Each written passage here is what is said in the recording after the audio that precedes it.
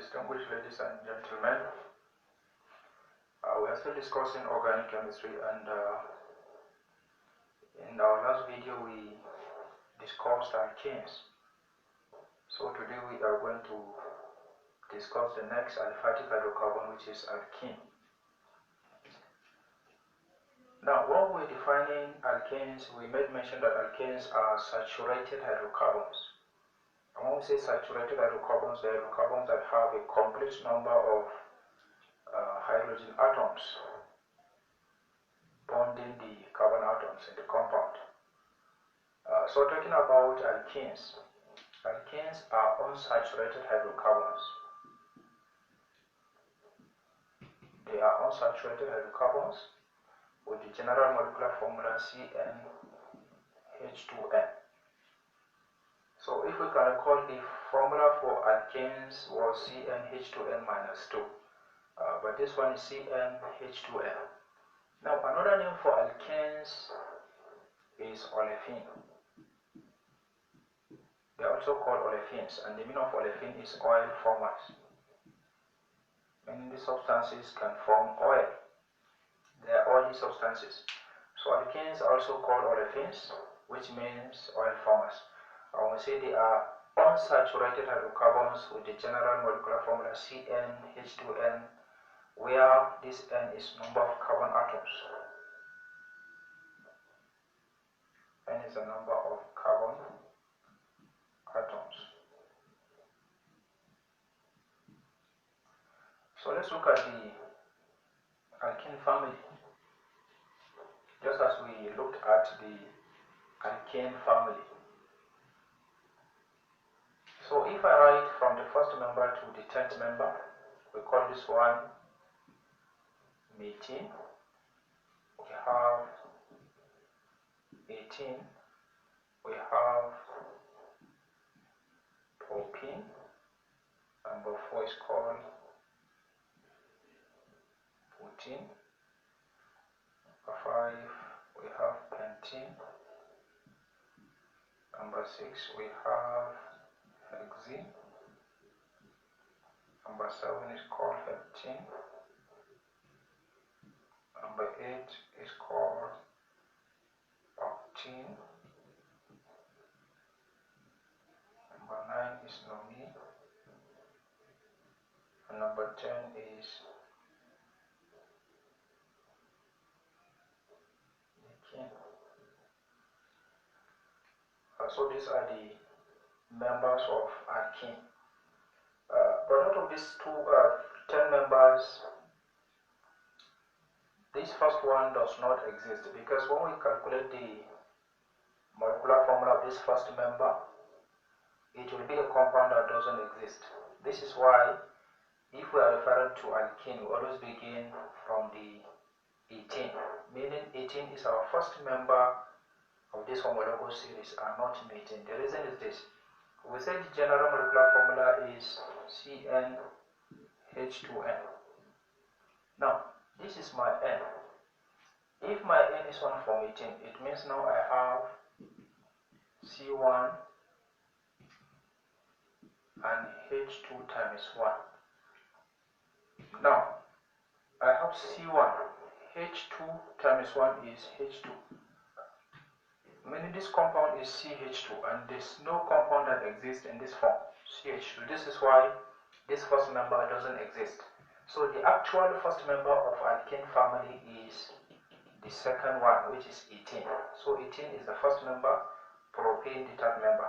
But going by the number of carbon atoms, 18, which is the first member, has 2 carbons.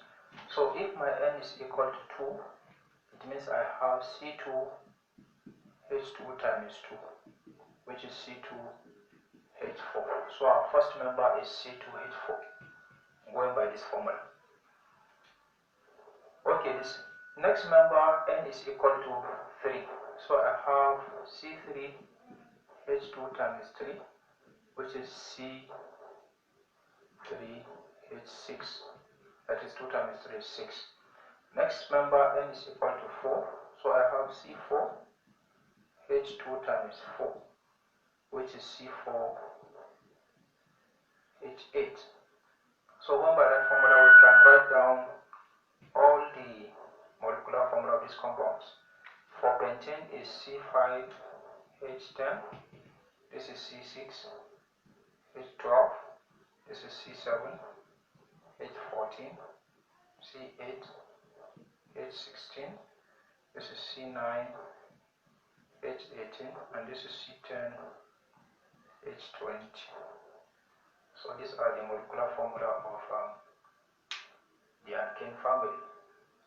Now, having known the molecular formula, let's see how their structure look like. How do we represent their structure and structural formula?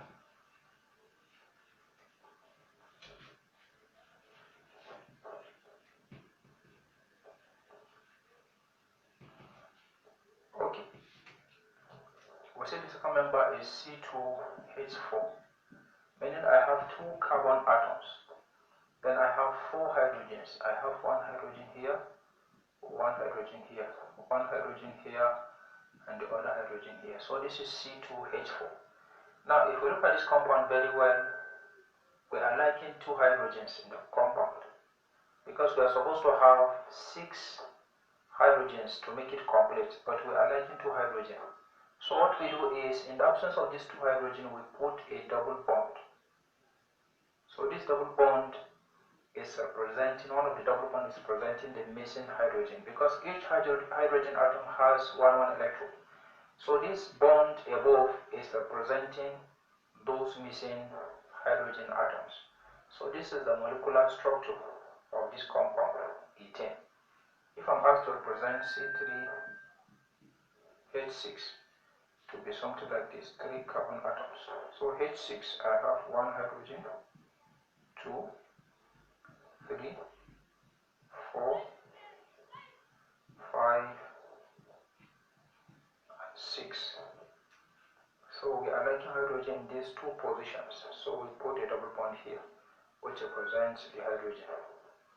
So this is ethane, this is propane. And we can represent every other compound using the same method. Okay.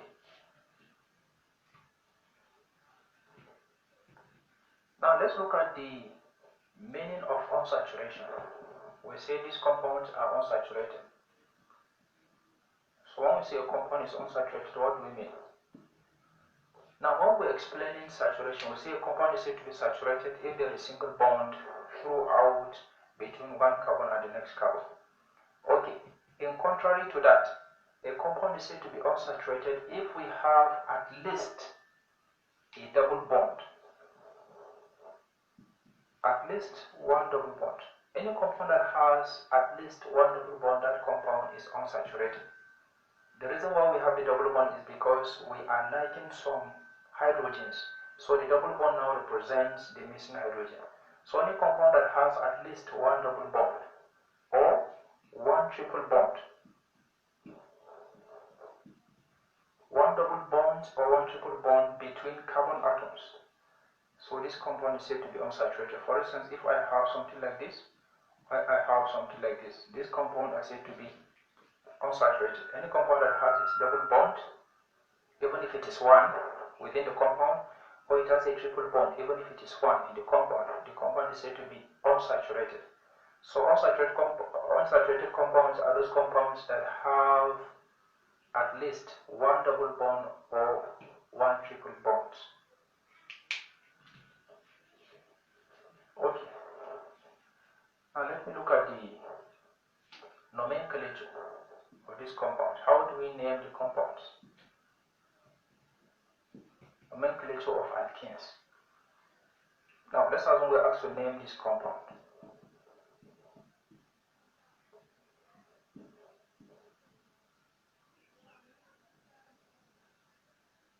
Let's say I have chlorine here.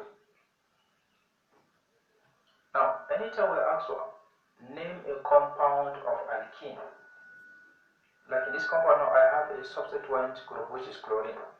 Now, if we can recall, while naming alkanes, the first member we discussed earlier, you see, the first thing we do, we said, is to number the carbon atoms. And we number the carbon atoms by giving the terminal carbon the first carbon and the second carbon, meaning Your terminal carbon is your first carbon, and the other terminal carbon is your last carbon. And we say before you identify which terminal carbon will be your first carbon is you consider the substituent group. Now, like in this case, had it been we do not have this double bond, and these are our two terminal carbons. So between this terminal carbon and this one, the one that is closer to this substituent group is this terminal carbon. So this would have been our first carbon. But we follow this method if we are naming alkanes. But when you are naming this compound alkanes, you don't consider any substituent in the compound. The only thing you consider or focus on is your functional group, which is double bond. So between the terminal carbons, you consider which one is closer to the double bond and not which one is closer to the substituent group. So in this compound now, we can see that the terminal carbon closer to this double bond is this one, meaning this will be my first carbon and not this one, even though this one is closer to the substituent. We don't consider substituent, we only consider the functional group, which is the double bond. So this is my first carbon, my second, my third, fourth, and fifth. So how do I name this? This is 4-chloro. And the compound has 5 carbon atoms, so it is pentene. 4-chloropentene. Now this name is correct.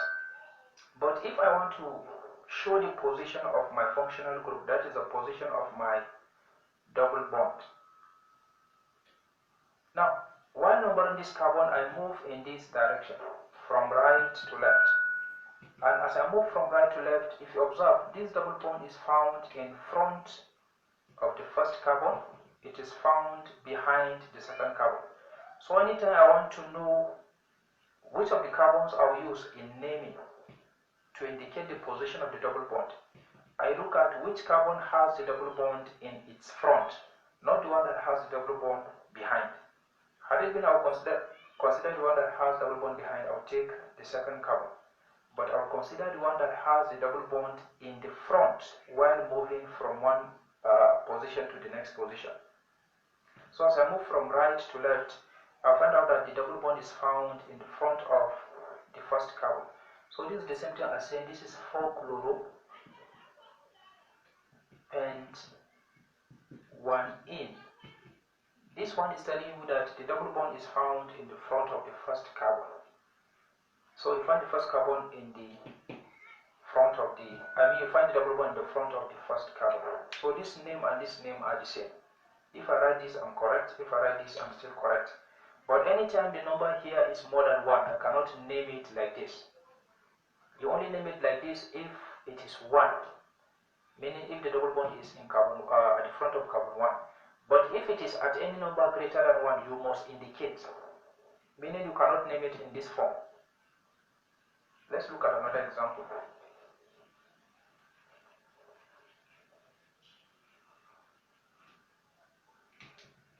Let's assume I have compound like this. This is double bond. This is bromine. Let's say this is another bond. Okay. Now this is my substituent group. So I won't consider substituent group because I have a functional group. So between this terminal carbon and this one, I consider which one is closer to this double bond and not to the substituent. So based on that, this is my first carbon, my second carbon, my third, fourth, and fifth, because this one is closer to the double bond than this one. So this compound will be 5-bromo. The compound has 5 carbon atoms, so it is still pentane.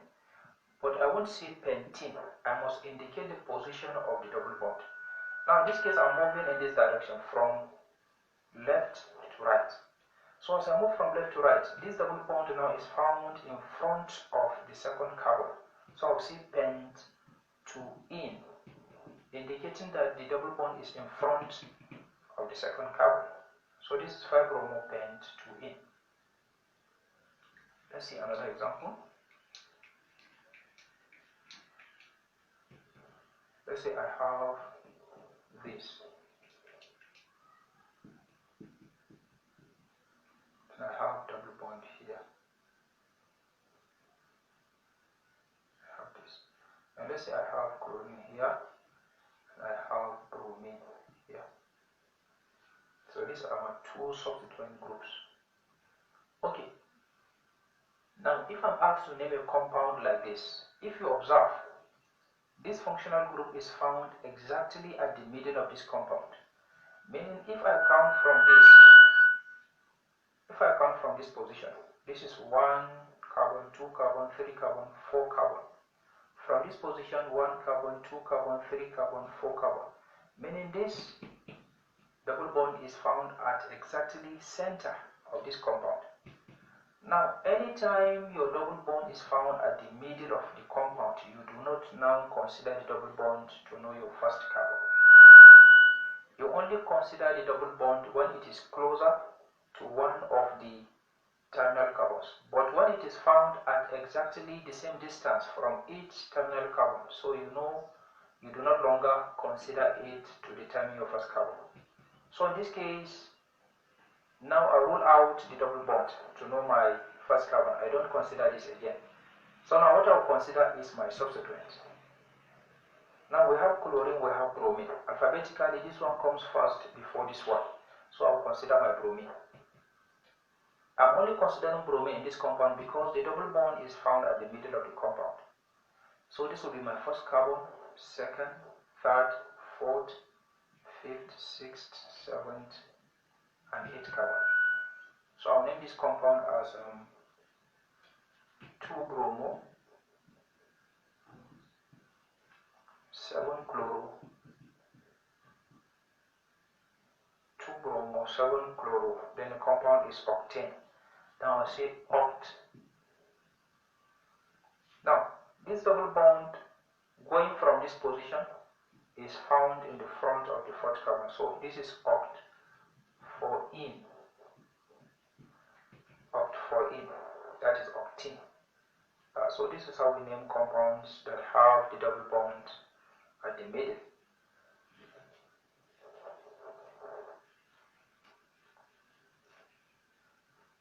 So naming of alkene is the same as naming of alkenes. The only difference is in alkene you only consider the functional group, which is a double bond, not the substituent. In alkenes you consider substituents, but in alkenes you consider the position of the double bond, which terminal carbon is closer to the double bond.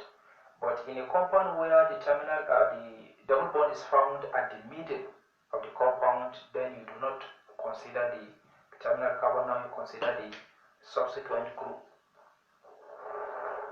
Okay. Now let's look at one of the isomerism of this compound. We have what is called geometry isomerism. Geometry isomerism is a character that is unique to alkenes. Yes, alkenes also undergo isomerism, a process in which two or more compounds have the same molecular formula but different molecular structure, just like the alkenes. But there's a particular type of isomerism that is unique only to alkenes, and that is what is called geometric isomerism. Geometric isomerism, we're talking about the cis and the trans isomerism. The cis and the trans isomerism. What do we mean? Now, when we have a compound like this, this is chlorine, this is chlorine, this is hydrogen, this is hydrogen, and we have another compound like this. This is chlorine, this is chlorine.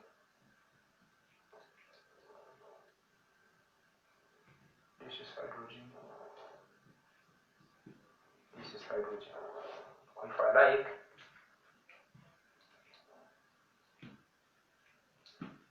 I put my hydrogen here, still the same thing.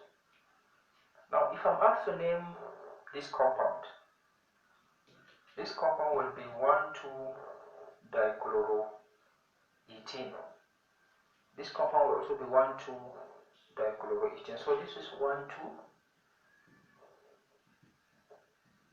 dichloroethene.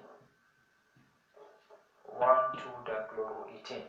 And this is still 1,2-dichloroethene.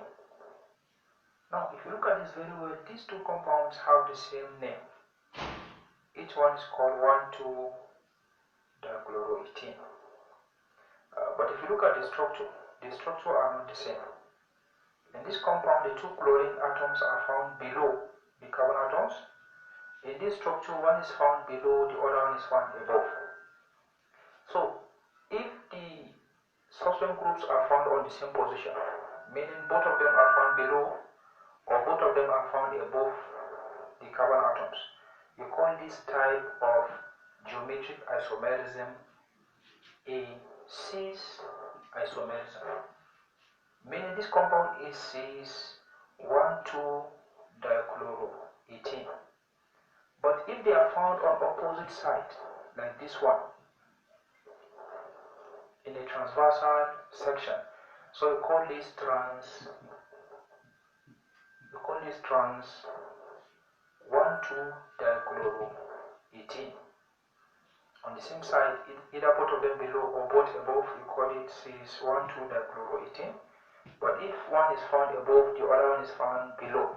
One below, the other one above, you call it trans 1,2-dichloroethene. So the cis and the trans isomerism is what is called geometric isomerism. And this is only unique to this compound. It's only unique to this compound. Okay.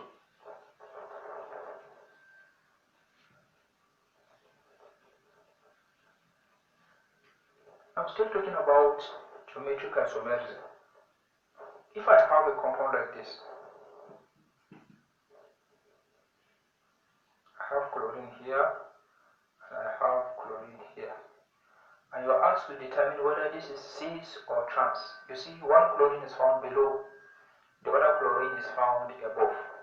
Now, we may assume that this is trans isomerism, that is trans configuration, but this is not trans. The reason why this is not trans is because the second chlorine is not found on the carbon with the double bond. It is only said to be trans if both chlorines are found on these carbons that have double bond. Let's say one chlorine is found below, the other one is found above on this carbon, not this one, then we say it is trans. If this one is found below and another chlorine is found below here, this is cis. But if I have another chlorine here, this is not cis, because this chlorine is not found on the carbon with the double bond. So we call it geometric isomerism only when the substituents are found on the carbons with the double bonds. If they are found in other carbons, you don't call it cis or trans isomerism. So they are not geometric. Okay, now after saying the nomenclature, let's look at the physical properties of this compound. Physical properties of alkenes. Now, one of the physical properties is they are soluble in water.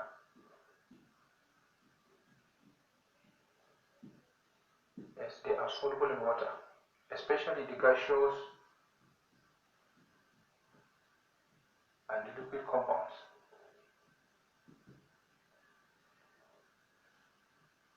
The gaseous and the liquid compounds are soluble in water. Alkenes dissolve in water, but we said alkenes do not mix with water, they don't dissolve in water, the first member. But these members, they are soluble in water. Another physical property is from the first member to the fourth member. Remember, in this case, we do not have number 1. It is only from number 2, which is 18. Now, from 18 to 14 are gases.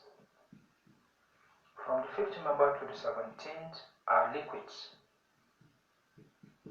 From the 18th and above, they are solids.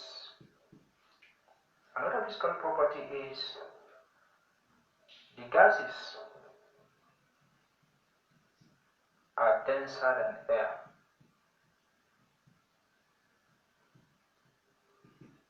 when we're discussing alkanes, paraffin, we say the gases are less dense than air.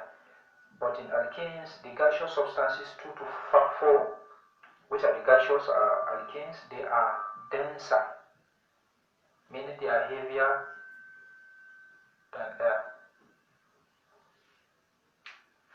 Okay. Another property is they have color. They are colored substances. They are colored substances, and they have a smell that is called faint smell, or you call it choking smell. So they are colored substances with a faint or choking smell.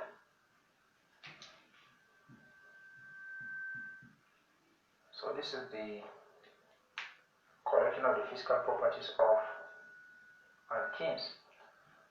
Now let's look at the chemical properties.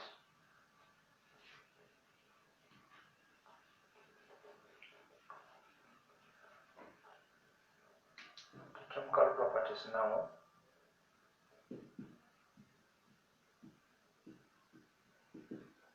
Now one of the chemical properties is that they exhibit exothermic reaction, just like alkenes.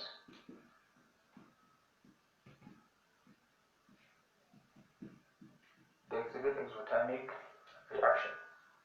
Secondly, they undergo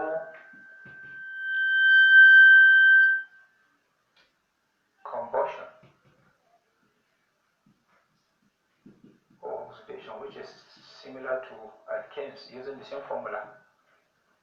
They undergo combustion or oxidation. Number 3,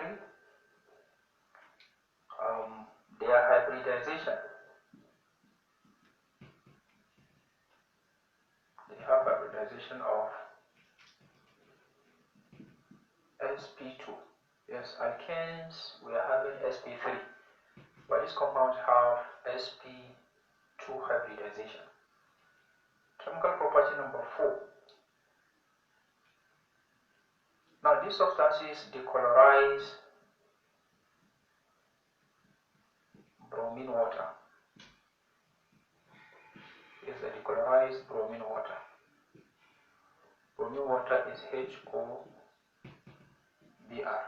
They decolorize bromine water. Meaning bromine water is a substance that has a color. When you mix this bromine water with alkene substance, it will decolorize, it will remove the color from the bromine, and the bromine becomes colorless.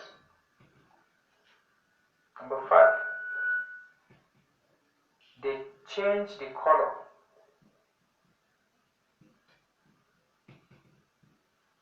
of potassium sulfate. They change the color of potassium sulfate. They decolorize bromine water, but they change the color of potassium sulfate. If you mix these substances with bromine water, the substance will remove the color from bromine water. But when you mix the same substance with potassium sulfate, acidified potassium sulfate, it will change the color from one color to another color. They don't decolorize this, but they change the color. It's a property of alkenes. Another chemical property is their functional group. That is the part of the compound that determines the reactivity is double bond. Their functional group is double bonds. The double bonds that is found between carbons is their functional group. So this functional group determines their reactivity. So we have 6 chemical properties of alkenes. We still have others.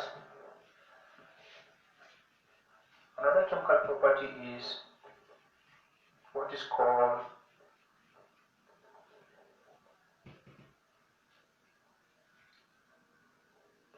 number 7, what is called polymerization.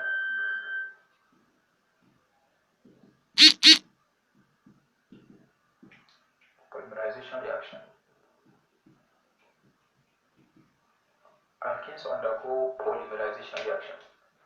Now, when we see polymerization reaction, polymerization reaction is a reaction in which smaller substances combine to form a larger substance, and all the smaller substances combining are similar, and they are called monomers. So the combination of similar monomers to produce a giant polymer or giant molecule is what is called polymerization reaction. If the small substances we are combining are similar, you call it polymerization. But if they are not similar and you are forming them to produce a larger number, you don't call it polymerization. You call that process reforming.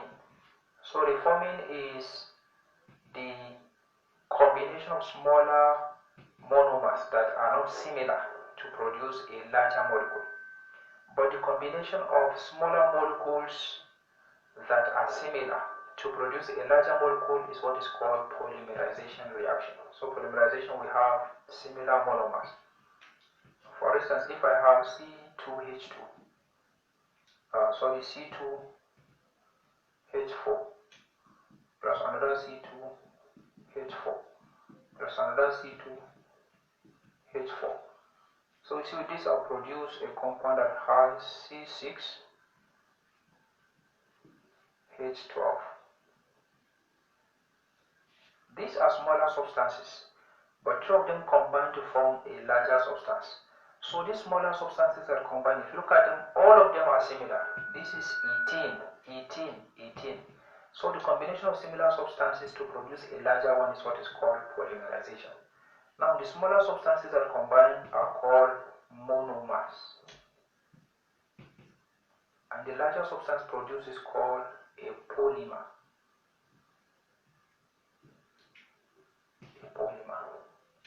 So all alkenes undergo this chemical reaction.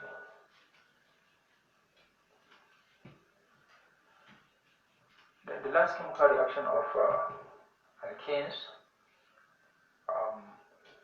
is one of the most important. It is called addition reaction.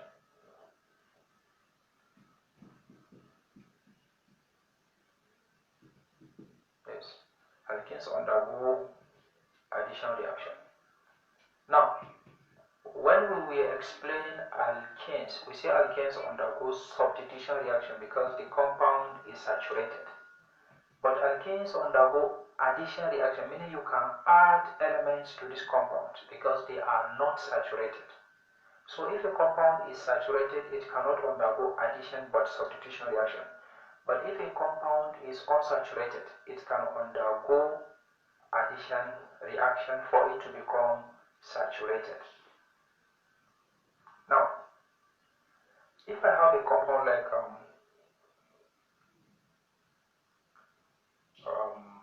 let's say C2H4, then I add 2-chlorine to it. Now this compound becomes C2H4Cl2. This is C2H4 plus 2-chlorine. It gives me C2H4Cl. This chemical reaction is what is called addition reaction because now I'm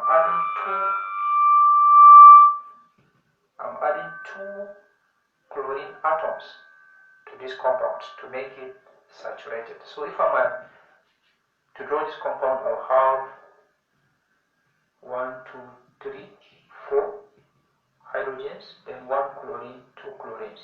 Now this compound is saturated. So alkenes undergo addition reaction to become saturated compounds. Now, if this addition reaction is with chlorine, you call this addition reaction chlorination. So this is chlorination of alkene. So chlorination of alkene is an example of addition reaction. If the substance added to it is bromine, you call it bromination. If it is iodine, you call it iodination. If it is fluorine, you call it fluorination.